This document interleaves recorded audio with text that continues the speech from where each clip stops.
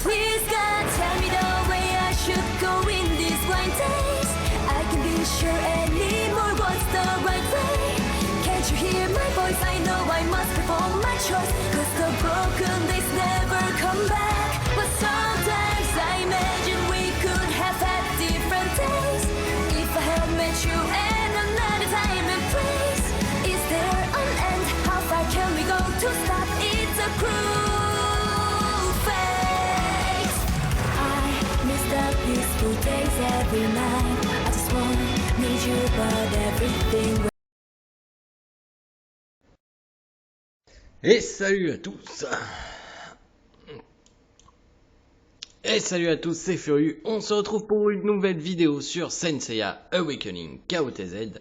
Alors je sais, ne vous inquiétez pas, c'est parce que j'avais oublié de lancer le jeu, on lance le jeu. On va parler aujourd'hui de Xion.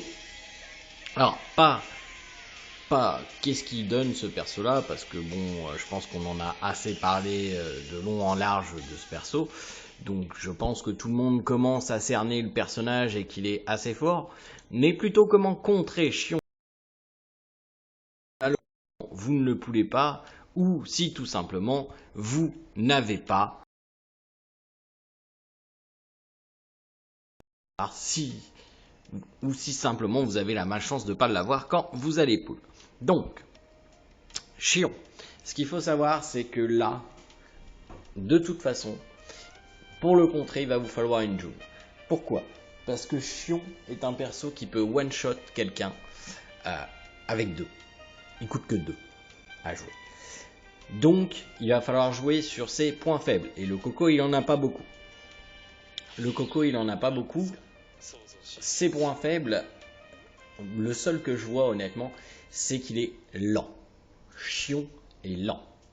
Donc vous allez me dire, ok, si on a une June, on est safe, on se fera pas one shot, il n'y a pas de souci, on est correct. Mais le GD, vous pouvez ban un perso. Alors effectivement, s'il n'y a pas June, s'il n'a pas Xion, il ne va pas vous battre June. S'il a Xion, il aura tendance à vous ban June parce que comme je dis, c'est un perso qui est excessivement puissant et qui peut one shot dès le tour 1. Donc voilà. Vous ne pourrez pas one shot le Xion. Clairement, Xion est un des personnages qui a le plus de points de vie dans le jeu. Donc oubliez l'idée de le one shot avec un Aiolos, oubliez l'idée de le one shot avec un combo Seiya Yuzu, ça marchera pas. Et le Coco, ses dégâts, ils dépendent pas de la P attaque ou de la C attaque. Ces dégâts, ils dépendent de ses points de vie. Donc forcément, tous les Xions que vous allez rencontrer vont être des sacs APV. Mais réellement, des gros sacs APV. Donc, oubliez les one-shots, ça sert à rien. Donc, on a vu, Xion peut être counter par une June. Ça, c'est une chose, c'est indéniable, c'est fait. Le CC. Xion a un shield qui va réduire considérablement vos chances de CC. Donc s'il le proc sur lui, il va être quasiment instunnable, incontrôlable. Les seuls qui vont pouvoir le faire, ça va être les CC sûrs. Donc Canon ou la prêtresse noire par exemple. Ça va pouvoir le CC. Mais encore une fois, la prêtresse noire, s'il y a Shaka Hayashiki ou Saori en face, hop, ça va être clean. Canon est une solution. Ce que vous pouvez jouer également, et là, je vais peut-être en surprendre certains, c'est Shaka. Le Shaka normal. Attention, ne le jouez pas en rapidité. Mettez votre Shaka le plus lent possible. Il sera plus rapide que le Xion, mais c'est important que votre Shaka joue après les Saori adverses et après les Shaka Hayashiki adverses. Comme ça, vous pouvez silence le Xion et il ne peut plus rien faire le Xion. Donc, Shaka, le normal, avec un bon taux de silence quand même, va vous permettre de pouvoir contrôler le Xion. Mais il est important que votre Shaka joue après la Saori adverse et après le Shaka Hayashiki adverse. Alors vous me direz, normalement ça ne doit pas poser trop de problèmes, parce que de base la Saori et le Shaka Hayashiki sont des persos très rapides. Mais faites attention, parce qu'il y en a qui jouent la Saori en version la plus lente possible aussi, et si vous jouez votre Shaka avec des New Moon, vous allez être couillonné. Donc évitez. Je vous conseille fortement de jouer votre Shaka avec des lettres. Voilà, comme ça, avec 100 sub-attributs le plus lent possible, il sera toujours plus rapide que le Chion. Je répète, Chion est un perso qui est très lent, un peu à la base de Shun, à la base d'Afro, c'est un perso qui est très lent, mais qui fait très mal. Donc, jouez votre Shaka le plus lent possible. Non, pour une fois, Mu n'est pas un choix adéquat parce que Chion est un perso mono-cible. Il n'a pas de charge comme le Aldébaran pour savoir où est-ce qu'il va taper. Donc, c'est un peu de l'aléatoire. Donc non, Mu contre Chion, c'est pas une bonne idée. Par contre, Pop, c'est une bonne idée. Mais le Pop, il va falloir le jouer vitesse parce que c'est un perso qui est lent aussi. Et vous ne voulez pas vous faire avoir par un Chion qui a des sub-attributs vitesse et qui va one-shot votre Pop avant qu'il joue. Donc, jouez-le en rapidité. Là, de toute façon, pour l'instant, tant que les knowing et les anti-sticks ne sont pas sortis, le Pop n'a pas beaucoup de résistance en statut. Donc, il est plus intéressant de le jouer en rapidité.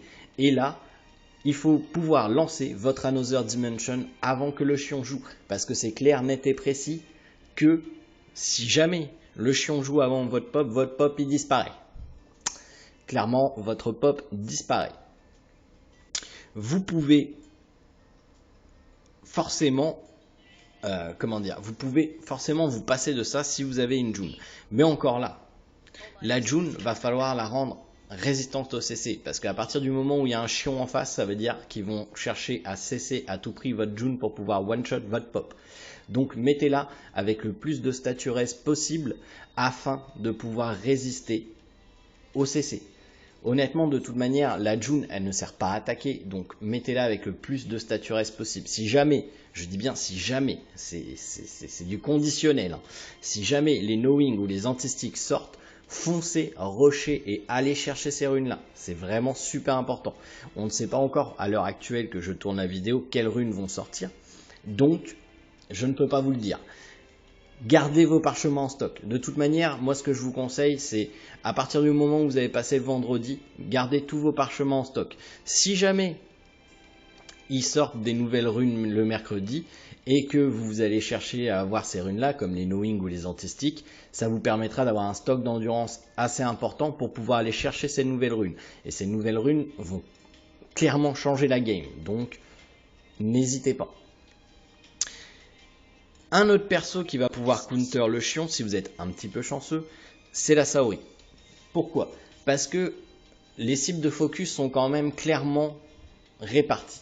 Donc au mieux, soit elle va vous faire gagner un tour, soit elle va protéger la cible du focus. Par exemple, on sait que Pop, Shaka, Rayashiki, ce sont des persos qui sont focus.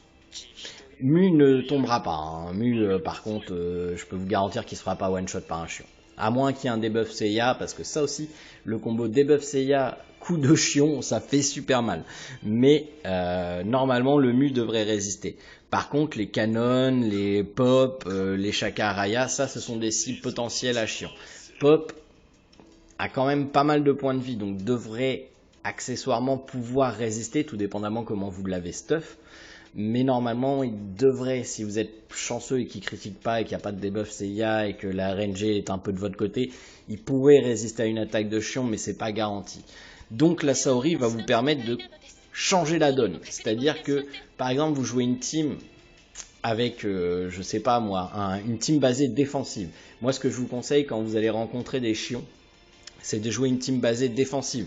Donc avec des Mu, des Pop, des Saori et du contrôle. Comme ça, vous savez que la cible du focus, ça va être le grand Pop. Il n'aura pas le choix parce que sinon, vous allez lancer des Another Dimension à tour de bras. Donc il va essayer à tout prix de vous tuer le grand Pop. Donc à ce moment-là, vous mettez le reste sur le grand Pop. Et si jamais il ne veut pas tuer votre grand Pop, mais qu'il veut tuer votre Saori, et ben au moins il vous aura fait gagner un tour. Et vous pourrez lancer votre Another Dimension. Dans le cas où le Chion serait plus rapide que votre Pop. Ce qui devrait être rare si vous jouez votre Pop vitesse. Attention, il faudra bien le jouer vitesse. Maintenant, ça va vous faire gagner un tour. Si jamais, par exemple, vous arrivez à lancer votre Another Dimension, eh ben, ça va vous permettre d'avoir une sécurité en plus. En fait, ça va toujours faire gagner un tour à la cible qui devrait être focus dès le début. Donc, n'hésitez pas, Saori non seulement va vous permettre de résister au CC adverse, mais en plus va vous permettre de contrecarrer un focus d'un Shion. Daedalus, vous l'oubliez. Daedalus n'a aucun effet sur Shion, c'est comme sur Mu.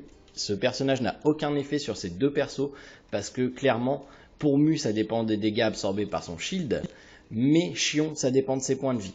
Attention, tant et aussi longtemps qu'il y a un shield qui est en jeu, un shield de Shion, attention, les dégâts de son attaque seront augmentés. Donc même si ça heal le personnage qui a le shield, n'hésitez pas à péter son shield, parce que si le shield est actif et full life et que Shion vous balance une attaque, ça fera encore plus mal.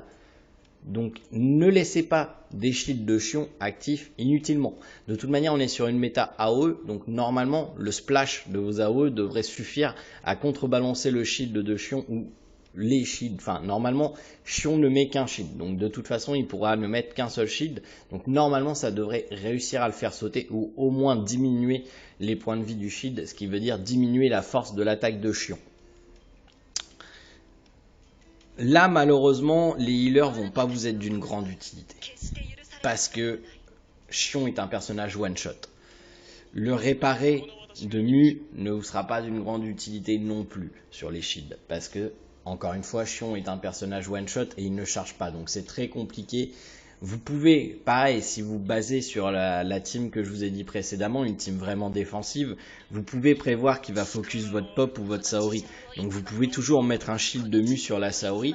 Je sais pas si ça le fera gagner, si ça lui fera sauver sa vie, mais en tout cas, ça permettra qu'il tape le shield et donc du coup, que votre Mu fasse plus de dégâts. Mais honnêtement, quand vous allez tomber sur des équipes comme ça, moi je vous conseille fortement les teams défensives. Alors oui, c'est pas du beau jeu, oui les combats sont longs, mais au moins vous avez la certitude que vous allez survivre. Parce que je vous garantis que Shion, si vous le laissez se mettre en place, c'est tous les tours vous avez un perso en moins. Tous les tours vous avez un perso en moins, c'est clair, net et précis, et ça c'est juste Shion. Après, l'adversaire, il a 6 persos aussi, hein, donc il peut construire autour de sa team. Donc forcément, il va avoir des contrôles, forcément, il va avoir d'autres DPS. Donc voilà, moi je vous conseille fortement une team défensive, c'est bien utile. De toute manière, vous allez voir, si jamais vous faites ban votre Jul et qu'il y a un Shion en face, c'est que clairement, l'adversaire mise sur son Shion. Clairement, l'adversaire mise sur son Shion, donc préparez-vous et mettez une team défensive. C'est le mieux que je peux vous dire.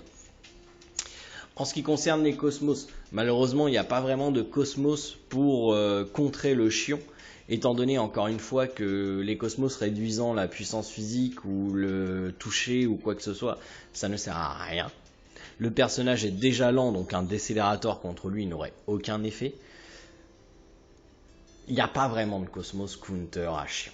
Encore une fois, essayez d'avoir le plus de points de vie possible. Mettez bien des Cosmos défensifs sur vos supports. Par exemple, moi j'ai mis des White Mist, enfin voilà, j'ai mis des Cosmos défensifs sur ma June d'ailleurs, qui c'est même pas ces Cosmos, mais bon bref, on va modifier ça. Du coup, si vous voulez survivre à un Shion, l'anneau de fleurs est peut-être un petit peu plus utile que le brume blanche, sauf que ça vous laisse la porte ouverte au Shaka Arayashiki. Donc pour moi, brume blanche est plus intéressant sur vos persos défensifs que l'anneau de fleurs. Maintenant, faut les avoir. Les brumes blanches se farment dans le shrine, donc normalement, vous devriez pouvoir les farmer assez facilement. Là, on va rentrer, vous avez dû constater qu'on est dans une méta qui est très vitesse actuellement, que les persos jouent vite. Shion, c'est contraire à cette méta là. Il va perdre de sa puissance quand le 8e sens va sortir, ce qui ne devrait plus trop tarder. Donc voilà, maintenant, là ça va être un perso très fort. Je vous le cacherai pas, pendant les 3 semaines à venir, le temps que le 8e sens sorte, ça va être un perso qui va faire excessivement mal. Donc il va falloir se méfier du Shion. Maintenant on va passer au est-ce qu'il faut pull ou pas sur Shion. Ça dépend. Si vous voyez sur le court terme, clairement, Xion va être un dieu en PVP pendant les semaines à venir, jusqu'à temps que le 8e sens sorte. Une fois que le 8e sens sorte, son utilité sera toujours présente. Il ne sera pas mauvais, mais ça ne sera plus un dieu en PVP. Ça sera plus un top PVP. Donc, à vous de voir. J'ai envie de dire, c'est un peu à vous de voir. Personnellement, je ne poulerai pas sur Xion. J'ai essayé Yoga, je me suis fait avoir. Je poulerai pas sur Xion. Je vais stocker mes étoiles, comme je l'ai annoncé, jusqu'à CIAGC et l'Arcades. Maintenant, ça devrait plus trop tarder. Je ferai peut-être quelques poules sur Poséidon, mais clairement, vu que là, on se retrouve encore avec une nouvelle bannière, un nouveau perso, je pense que Poséidon va vraiment pas tarder. C'est-à-dire que je m'attends forcément à le voir d'ici 2 voire 3 semaines grand maximum. Et j'aurai pas le temps de monter à 500 étoiles en 3 semaines. Clairement, je n'y arriverai pas. Donc, je vais stacker et revenir en force à l'Arcades et à CIAGC. C'est un choix, maintenant à vous de voir. Personnellement, je ne poulerai pas sur Xion. S'il était sorti il y a 3-4 semaines, sa durée de vie aurait été assez importante pour pouvoir investir un peu sur lui. Maintenant qu'on est si proche du 8e sens, son utilité va être amoindrie. Il sera toujours fort, il aura toujours un potentiel de one-shot sur certains persos faibles en point de vie, mais ça sera de plus en plus rare, parce que le 8e sens va donner un boost à vos statistiques, donc il sera moins utile. Là par contre, vous allez voir que les one-shots de Xion, il va y en avoir à tour de bras. Donc voilà, moi personnellement je ne poulerai pas, après libre à vous de poule dessus. Si vous avez du stock, par exemple, si vous êtes, je sais pas moi, à 600 étoiles, que vous passiez le surplus dans Xion, pourquoi pas? C'est peut-être une bonne idée.